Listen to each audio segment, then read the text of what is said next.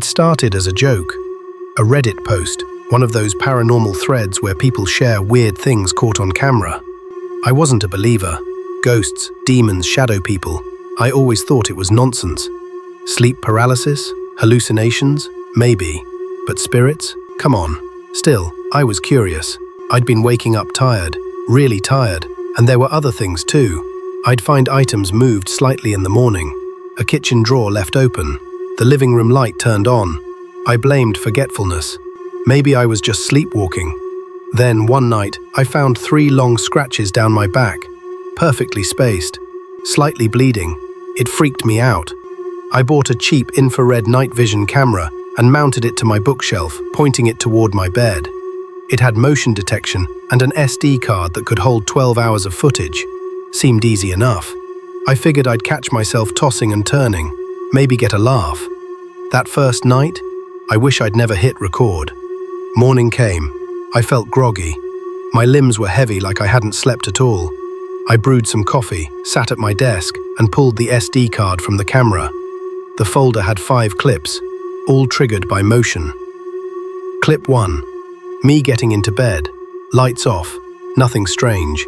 Clip 2. Me sleeping, completely still. Clip 3. 2:41 a.m. Motion detected. I leaned closer. In the footage, my body tensed suddenly, like something had startled me, but I didn't wake. Then, in the far corner of the room, a shape moved. I paused the video, rewound, played it slower. The closet door, closed when I went to bed, creaked open. A long hand reached out. It was too thin, too pale.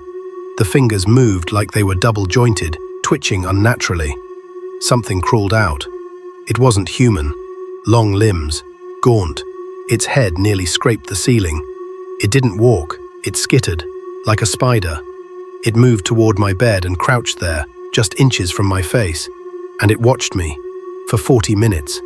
Then, just as quickly, it slithered backward, returning to the closet, and gently shut the door behind it. I vomited in my kitchen sink. I should have left, called someone, moved out.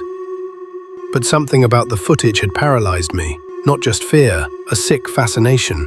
I needed to know.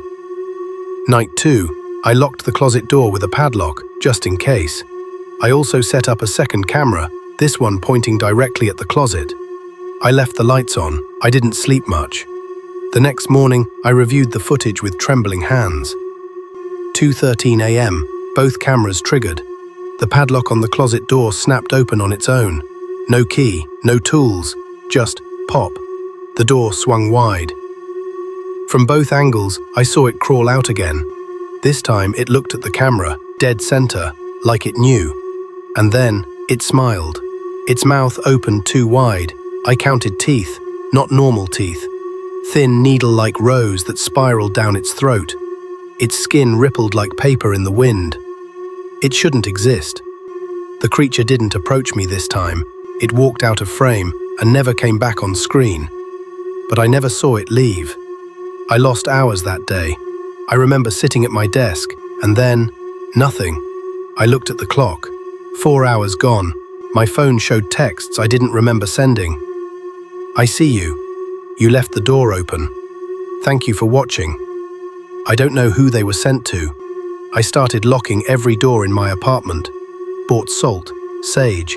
A priest wouldn't return my calls. I tried posting the video online, but the files were always corrupted. Static, glitches. That night, I set up the cameras again. Only one clip triggered. It was from inside the closet, but I never put a camera in there. The footage showed the back of the closet. Old wallpaper, mold. Then the camera turned slowly, revealing a hallway I'd never seen before. One that shouldn't exist. Flickering lights, stairs leading downward, wet stone. And at the bottom, something waited. Tall, twisting. Too many limbs, wearing a face. My face. The camera cut to black. I didn't sleep, but I still woke up in bed. I don't know how I got there. My door had been locked from the outside, deadbolt engaged, and yet I lay in my sheets wearing different clothes. The cameras were gone, every single one. I searched the closet, nothing, no hallway, just coats and dust. I knocked on the walls, solid, but there was something off. A smell, damp earth, rot. Then the scratches returned. Not on my back this time, on the walls. 3 deep gouges carved into the plaster above my bed. I ran, downstairs, outside, into the street. I called the police. They came, did a search, found no damage, no scratches, no trace of any camera. They suggested I seek help. I started to believe I was going crazy until I checked my phone. In the Photos app, there were pictures I hadn't taken. Dozens, all from above my bed. All from directly above my face. In every photo, I was asleep, and something else was in the frame, just out of view. A hint of fingers, a smile, red eyes. I checked into a sleep study clinic, voluntarily. Told them I was suffering night terrors, sleep paralysis, hallucinations. I didn't tell them the truth. No one would believe it. They hooked me up. EEG, heart monitors, everything. I slept there for 3 nights. Night 1, restless sleep, elevated brain activity, nothing unusual. Night 2, increased REM disturbances, murmuring, body twitching. Night 3, I flatlined for 11 seconds. Then I came back. The doctor showed me the readout the next morning. Something odd happened, he said. Your brain activity shut down completely. No REM, no delta, nothing. Like, you weren't dreaming. You weren't even alive by any medical standard. I asked if there was footage. He hesitated, then showed me a clip from the security camera in my room. 2:58 a.m. I sat bolt upright in bed, eyes wide open. Then, I smiled. It wasn't my smile. My head turned slowly toward the camera.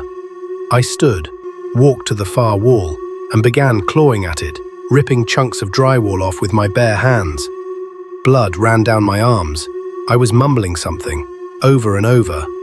Let me out. Then I collapsed, and I woke up. I didn't want to go back, but I had no choice. The clinic discharged me. They said stress, dissociation, suggested medication. Back in my apartment, things had changed. The air was thicker, the shadows longer. My reflection lingered too long in the mirror. The closet door was open. Inside, there was no hallway, but the walls were covered in writing, carved into the wood, over and over. Let me in. I called my mum, tried to talk, just wanted to hear her voice. She said, "Why did you call me last night?" I didn't. You left a voicemail. I checked. A 1-minute voicemail. I hit play. Static, breathing. Then, I miss wearing your skin. Click. 8. The final night. I made one final plan. I'd record myself sleeping, one last time, but I'd use a live stream. That way, even if the file corrupted, someone might see. I posted the link anonymously, hooked up the feed, hit go live. Then I took sleeping pills, let whatever was coming, come. I woke up screaming, bloody, bruised, alone. The stream was still running, hundreds of comments, all saying the same thing. Who was that behind you? What happened to your face? Why did you say you wanted us to watch? What's wrong with your eyes? I scrubbed back through the stream. At 3:03 a.m., the feed glitched, and I changed. I don't remember recording that. I don't remember anything past taking the pills. But now, people are reaching out, strangers, saying they saw the thing in their homes after watching, that it's spreading, that I brought it. And they're right. The thing in the closet? It wasn't content to stay hidden. It needed an invitation. It needed eyes to witness it. That's why it smiled at the camera. That's why it let me record it. Because now, if you've read this far, you've seen it too. And tonight, when you close your eyes, it'll crawl out from your closet and watch, just for a while. Then it'll say, "Now it's your turn."